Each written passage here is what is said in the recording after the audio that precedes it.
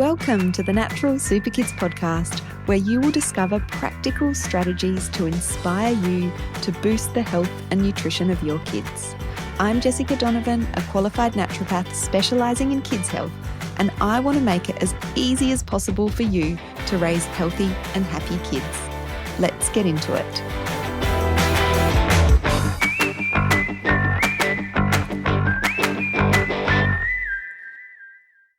Hello. Welcome back to the Natural Super Kids podcast. Thank you so much for joining me today.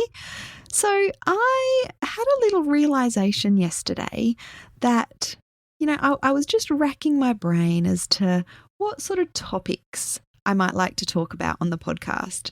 And my mind goes to, all the complicated topics that we could cover to do with kids' health, kids' immunity, kids' gut health. There's so many topics, that we can cover here on the podcast. And I just had a moment of, let's go back to basics. Let's go back to some of the foundational, really practical information that parents might be interested in. So that's what we're doing today. So today I am going to start a new podcast series covering these foundations of kids' health. And we are going to start with food, diet and food and nutrition. So I know that, it's important to understand some of the more complex things that can go on with our kids' health, but it's also really important to get those foundations right. So no matter what state of health your kids have, no matter what age they are, what development stage they have, what challenges you're going through currently with anything to do with your kids' nutrition, diet, well-being and health, these episodes are going to be really inclusive for everybody and really handy information to know for everybody. So today I really want to start with feeding kids. How do we get our kids' diet right in a world where we are bombarded with all of the packets, all of the additives, all of the sugar, all of the preservatives, all of the pesticides? We can really get bogged down in some of these areas, but I really want to take a big picture look at our kids' diet. So we're really zooming out. That's what we're going to be talking about today. Because no matter, where our kids are, what age they are, what development stage they're at, feeding them is something that we have to do every single day, multiple times a day. As they get older, they start to feed themselves. And so, we want to make sure that we've empowered them to make good decisions the majority of the time. So let's talk a little bit about the basics of feeding kids. So the very first thing I like parents to start to think about is how to get more whole foods into our kids. Whole foods or natural foods that come straight from either a plant or an animal.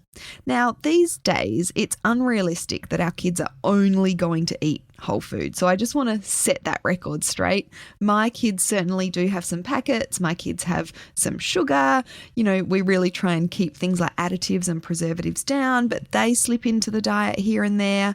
So it really is what we do the majority of the time that counts. We don't have to be perfect at this stuff. But if we can get more whole foods, more real foods, more natural foods into our kids' diet, then we are, doing really well. That's a big thing that we can kind of give ourselves a big tick for.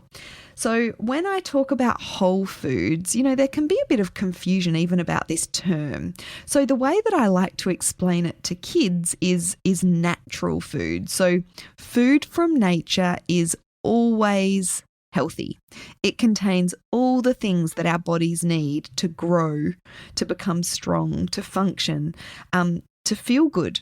So a again, a good way to explain this to kids is food that comes straight from a plant or an animal. And so depending on your kid's age, you need to make this age appropriate. You can start talking about some of the foods that might be on the dinner plate that have come straight from a plant or an animal, and some of those foods that might not have come straight from a plant or an animal. So when we're talking about whole foods, natural foods, real foods, we're talking about things like vegetables, salads, fruits, nuts and seeds, whole grains, so things like oats and rice, eggs and dairy products that come straight from an animal, fish, chicken and meat. So these are all really good examples of whole foods or natural foods. When we're talking about the opposite of that, refined foods, packet foods, processed foods, we can give some examples of things like biscuits and chips and muesli bars, and pretty much any snack food that comes in a packet will fall into this category as well. Things like breakfast cereals, chocolates, lollies, and there's a whole heap of different examples as well, but there's some really good examples that kids are generally quite familiar with. So we want to get as much food into our kids' bodies and our bodies as adults that are natural foods, that are whole foods, that are real foods. So that is the first focus and conversation that we can have with our kids, that, whenever that they're eating something, whether it's a meal or a snack, is this a natural food or is this a packet food or a processed food? Let's at least become aware of that, and making the majority of our diet come from those natural foods, those whole foods, because these foods are the foods that are full of nutrition. They're full of vitamins and minerals and phytochemicals and antioxidants that help keep our bodies healthy. Whereas the packet foods, the refined foods, are full of the sugars and the refined or processed grains that have had all of the nutrition taken out of them. And then of course there's lots of undesirable ingredients often added to these foods as well, things like preservatives and colours and flavours that really are essentially chemicals that our bodies do not need to thrive, and can actually cause health symptoms and health issues in our kids, whether that's behavioural problems, sleep issues. They can have a detrimental effect on our gut health and our immune health. But in terms of the conversation that we're having today, it really is about those foods are lacking nutrition that our kids need so much because of all the growth and development that is happening within their bodies. And as I said before, if we can get this right, if we can, really start to increase the amount of whole foods and natural foods that are coming into our kids' bodies and into our bodies, we're 80% there in terms of getting that good nutrition into our kids. We don't have to really, delve into the little things, the how much zinc is in there and how much magnesium is in there, and are my kids getting enough antioxidants? If we can zoom out and think about that big picture of more whole foods, less packet foods, then we are the majority of the way there. I also do want to mention here a little bit about farming practices and soil quality. So this is really important as well, and we need to probably have some more in-depth conversations about this on the podcast. But really what we need to know is that a lot of the commercial big farms are monoculture farms. So they are growing just one single crop. And these are the sorts of foods that you'll find in the supermarket, even when it comes to those healthier natural foods, like the fruits, the vegetables, the salads. A lot of these foods come from farms where they are growing just one crop or just a handful of crops. And that is not great for the environment. But it's also not great for the soil quality. And we know that the nutrients in our food come from the soils. So if our food is grown in nutrient depleted, unhealthy soils, then that is going to affect the nutrient levels of the food that we are consuming, which in turn will affect the nutrient levels of that our children are consuming and our family is consuming. So we do want to put some thought into where our food is coming from. And again, there's a lot of nitty-gritty that we can get into here. But I like to encourage people to think about where they're sourcing their food. So when we source our food from the supermarket, we are often not getting the best quality of nutrition, even when we are choosing those fruits and vegetables and salads. Supermarkets are getting better, and there's often a small selection of organic food. We want to be looking for locally grown food.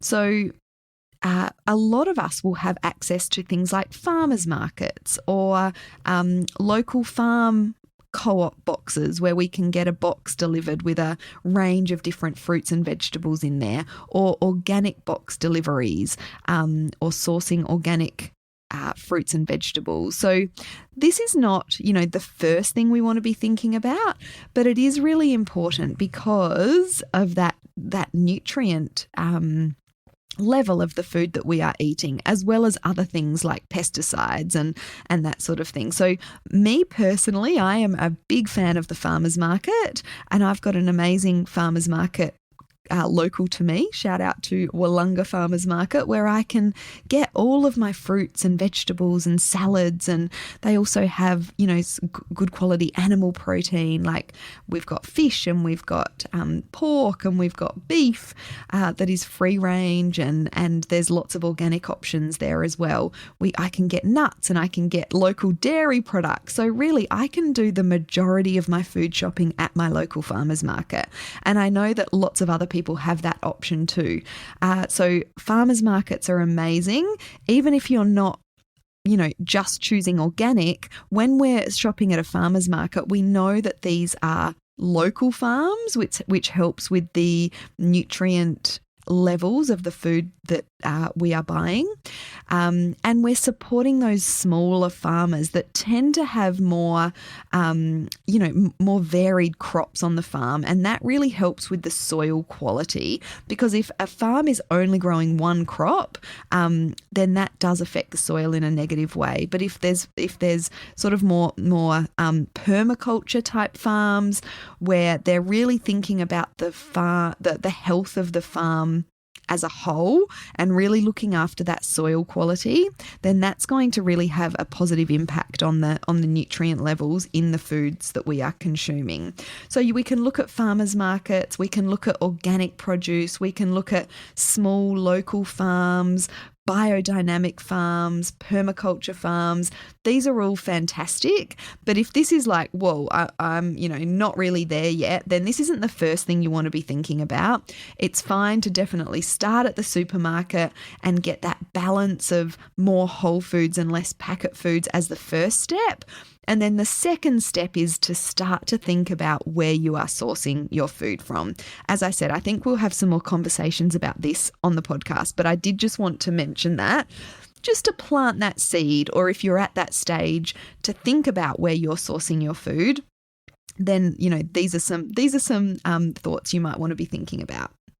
So let's move on to what makes up a healthy meal for kids. Now, this is an area that I like to keep really simple. So, I'm not going to encourage you or recommend that you start weighing food or anything like that. I really just want to go through this approach just using a hand for measurements. So, first of all, I just want to say that the biggest mistake, if that's what we want to call it, I see parents making with their kids' meals is that there's way too many carbohydrates and not enough proteins and fats. So I really want to delve into these macronutrients today. So that is the protein, the carbohydrates, and the fats. They are our macronutrients. And I see this balance off in a lot of families' diets. A lot of families, particularly kids, have very carbohydrate heavy diets. And a lot of these carbohydrates are more the refined, processed carbohydrates as well, because our kids are drawn to carbohydrates for good reason. They do need more carbohydrates for, the energy in their body needed for all the growth and development and running around and bouncing around that kids tend to do. But we also need to make sure that they are getting adequate amounts of protein and adequate amounts of healthy fat. So let's have a bit of a look at what I recommend in terms of a healthy kids meal. So starting off, we want to be thinking about vegetables and salad. And what we want to aim for, and this might be a big stretch for a lot of kids, particularly if they're fussy with vegetables and salads. So don't stress if you're nowhere near this, but this is what, this is really ideal, is 2 to 3 handfuls of vegetables and or salads on the plate in the lunchbox and at dinner time, ideally. And if you can throw in a few veggies and salad at breakfast time in an omelette or in a smoothie, then that's definitely a great bonus as well. So I'm talking about your child's hand, not your hand, not your husband's huge hand, but your child's hand. So 2 to 3 handfuls of vegetables and or salads should be going on their plate or in their lunchbox. And so that could be made up of raw vegetable sticks. It could be salads, green smoothies, vegetable soups, steamed or stir-fried vegetables, homemade sweet potato chips, things like avocado, corn on the cob, roast veggies. And so you don't have to just stick to a pile of steamed veggies on the plate. You want to get creative in different ways that you can include veggies. If you're a club member, you know that we focus on this a lot. We have hidden veggie recipes. We have, lots of different ways that we can get vegetables into our kids, even in things like cupcakes or brownies, as well as, really obvious veggies at dinner time and in the lunchbox as well. So most kids are not eating enough veggies and or salad. And my big tip here is to think about when your kids are most motivated to eat. Is that in the morning? Some kids are really hungry as soon as they wake up. For my kids, it's after school because they come home really hungry.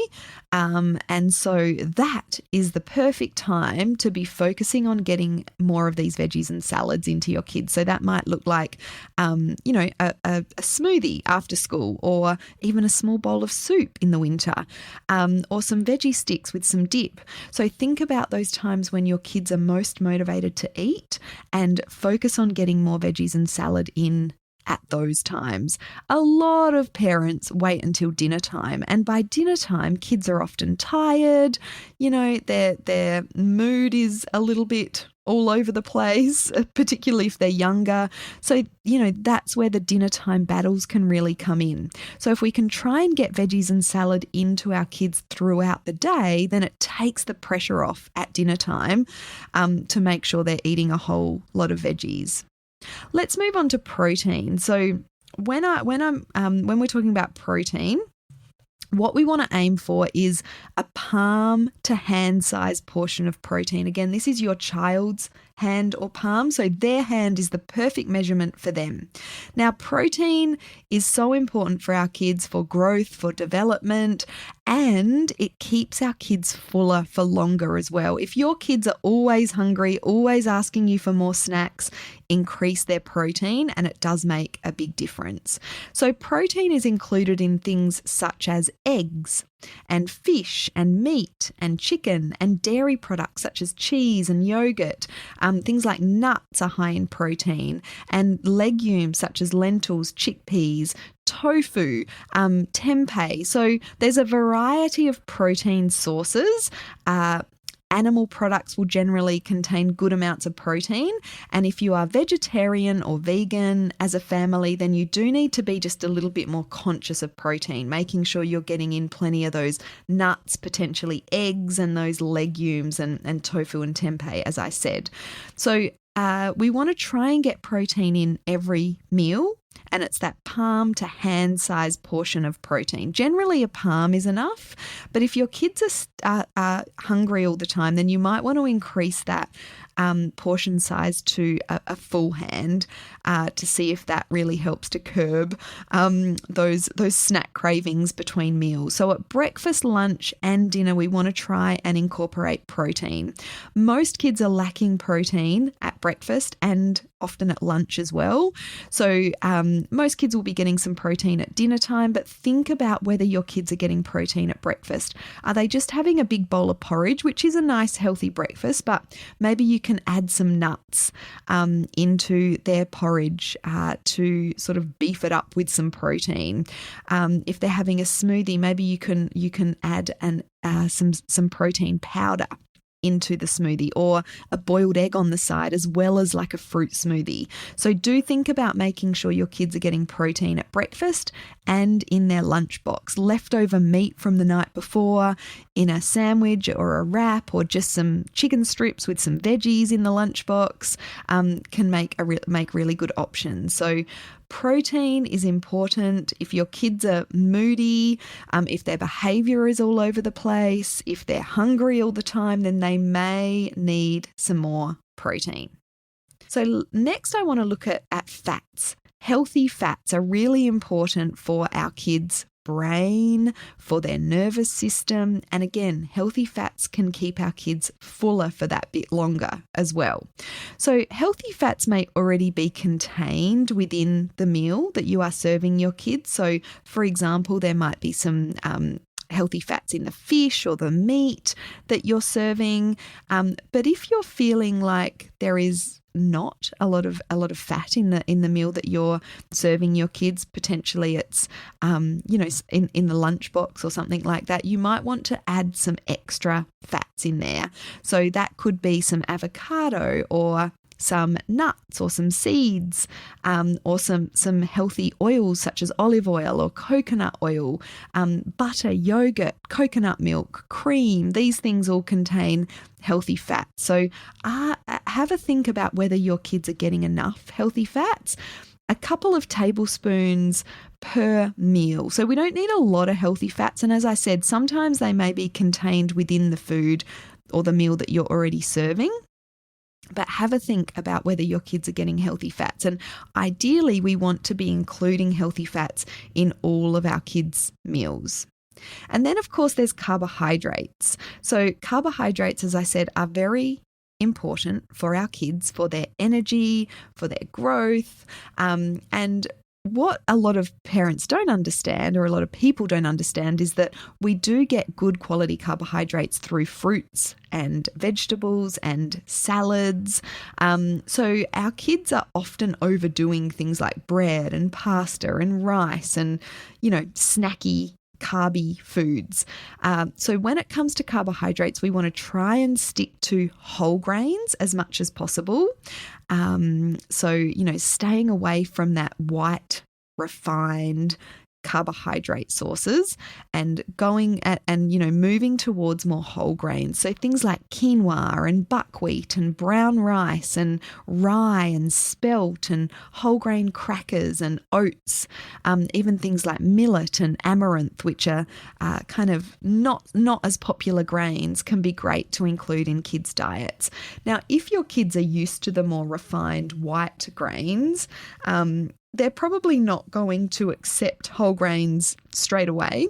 So, for example, if you always serve white rice and you want to move towards brown rice, you want to try and make that switch slowly. And so just start by adding a little bit of brown rice into the white rice and see how that goes. And same with bread. If your kids are used to that white, soft, refined type bread, you're not going to want to sort of all of a sudden start packing them a dark rye sandwich as an example, because they're probably not going to accept that. But there are some great, rye bread options that are much lighter. So starting to move towards more whole grains is important, but do it in a slow sort of step-by-step way, and make sure that they're getting enough protein, as I said, enough healthy fats, and enough vegetables and salads. They really are the the priority, and then filling the gap with some whole grain starchy carbohydrates can be a really good way to think about it. Whereas a lot of kids' plates, I've got lots of the carbohydrate and very little of the protein and healthy fats. So getting that balance of protein, fats and carbohydrates right can really make a profound difference to our kids' health, to their sleep, to their mood, to their behavior, to their appetite. As I said, kids that don't get enough protein and healthy fats are generally hungry all the time and are continuously asking for snacks. So today we have covered, getting more whole foods into our kids and less packet foods. That is the number one thing that you should be thinking about if you're wanting to healthify your kids' diet. The second thing we talked about is like, where is your food coming from? What farming practices are those farms using? What is the soil quality like? So having a little think about that, and then moving into getting that ratio of protein, healthy fats and carbohydrates right. And generally we want to really try and work on increasing that amount of protein that our kids are getting and the amount of healthy fats that they're getting and the amount of veggies and salads they're getting. If we can start to tick those boxes, then we are really doing very well with our kids' diet. So we are going to continue this conversation of feeding kids for the next few episodes of the podcast. I hope you enjoyed today. I would love to hear from you. Send me a message on Instagram over at Natural Super Kids and let me know, what one change you are going to be making from today's episode. And I will pop a couple of handy links for you in the show notes so that you can get some helpful resources on this topic. So I have a Whole Food for Kids ebook that I'll pop the link to, and we have a healthy snack ideas for kids ebook as well, which I'll pop the link to as well if you're wanting a bit of inspiration as to some of these more whole food meals and snacks that you can feed your kids. Have a great day, and I'll talk to you next week.